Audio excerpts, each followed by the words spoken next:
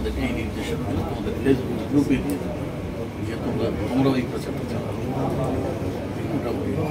একটা বিষয় যে বস্তায় যে জাতের নাম লেখা, উৎপাদনের তারিখ লেখা, এই যে আইনটা হয়েছে বা যে নির্দেশনা হয়েছে, সেটি আসলে একেবারে খুচরা পর্যায়ে গিয়ে খুব একটা দেখা যাচ্ছে না। এটা নিয়ে কোনো নির্দেশনা এখনো বাস্তবায়ন দেখছি না, বাস্তবায়ন হচ্ছে না তা না, বাস্তবায়ন এই বৎসরের যে সমস্ত ধানগুলো ক্রাশিং করবো সেখান থেকেই শুরু আর কি। আমরা পয়লা বৈশাখ থেকে বাবু এবার চলে আসেন শুরু।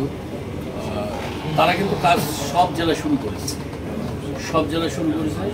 আর জাতের নামটা তাদের যেটা বুঝতে ইয়ে হচ্ছে ডিস্ট্রিবিউশন আছে। আমরা কিন্তু মিল মালিকদের উদ্দেশ্যে বলতেছি, আমরা কিন্তু জাতগুলো 120 প্রকার ধানের জাতের নমুনা কিন্তু জেলায় জেলায়, কিন্তু হিসাবে এক একটা সিজনে, আউট সিজনে ম্যাক্সিমাম যেগুলো হয়তো 2, 4, 5 বিঘা, 10 বিঘা, 25 বিঘা আবাদ, এটাতে আমরা জানতে পারি, যেটা ম্যাক্সিমাম আবাদ হয়, সেই হয়তো এই বড় টাইমে 3 থেকে 4টা, ঊর্ধ্বে হলে 5টা জাত, আমনেও গোটা 3, আউশে গোটা 3 জাত। সেই জাতগুলাকেই তারা টার্গেট করবে, বস্তার গায়ে সেই জাতের নামগুলো, এবং তাদের খালি ধানের নমুনা না, একটা কাঁচের বক্সের 3টা পার্ট করে একটা ধান দেওয়া হয়েছে। ধানের পাশে ওই ধান থেকে আতপ চাল কীভাবে বাড়ালে কী নমুনা হবে, ওটা সিদ্ধ চাল বাড়ালে কী নমুনা হবে, এই নমুনার বক্স দিয়ে দেওয়া হয়েছে, এবং তারা সেখানে ধানের জাতের নাম এবং কৃষি দপ্তর থেকে যে নাম্বার দেওয়া আছে, হয়তো 49, তারপরে 34 কী সব আছে, ওই জাতের নাম্বারটাও তারা দিয়ে দেবে। আর মূল্যটা হলো এটা একটু ফ্লেক্সিবল ঠিক না, যখন দাম বাড়বে সেই হিসাবে তারা সেইটা মিল গেটের নাম্বার, না হলে দেখা যায় যে খুচরা বিক্রেতারা পাইকারি তারা কিনে নিয়ে তারা কিন্তু ইয়া করে না, চাউলের দাম বেশি করে বিক্রি করতেছে, কারণ তারা কিন্তু বলে না যে আড়তদার থেকে কিনে নিয়ে আসছি বা পাইকারি বাজার থেকে নিয়ে আসছি, এই কথা বলে না, ঘুরেই বলে মিল মালিকেরা দাম বাড়ায় দিয়েছে, তার জন্য আমরা বেশি।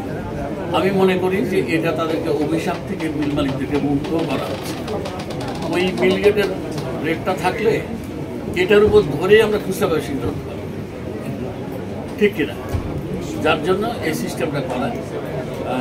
আর আমরা আরেকটা আমরা নির্দেশনা দিয়েছি, সেটা আমরা হয়তো সামনের আমন থেকে আমরা স্টার্ট করব, কারণ আমরা এমন একটা অভয়া জাতি যে আমরা চাউলে শুধু কার্বোহাইড্রেট ছাড়া কিছুই নাই। এত পালিশ করার ফলে আমাদের যে সমস্ত চাউলে যে উপাদানগুলি থাকে, ভিটামিন, এগুলো কোনোটাই থাকে না, যার জন্য আমরা পুষ্টি মিক্স করে আবার ভিজিডি এবং খাদ্য আমরা চাচ্ছি যে আমরা সরকারিভাবেও যেটা পারচেস করব এবং তারা বাজারেও যেটা পারচেস করবে সেটা পালিশ ছাড়া চাল, একদম কোম্পানি হোক, বড় মিল হোক, হাস্কিং মিল হোক, তারা পালিশ ছাড়া দেবে। টোটাল মার্কেট যদি পালিশ ছাড়া হয় তাহলে আমরা চাউলের পুষ্টিটা পাবো। উপরন্তু আমাদের 16 থেকে 20 লক্ষ মেট্রিক টন যেটা ওয়েস্টেজ হয়ে যায় সেটা আমরা রক্ষা করব।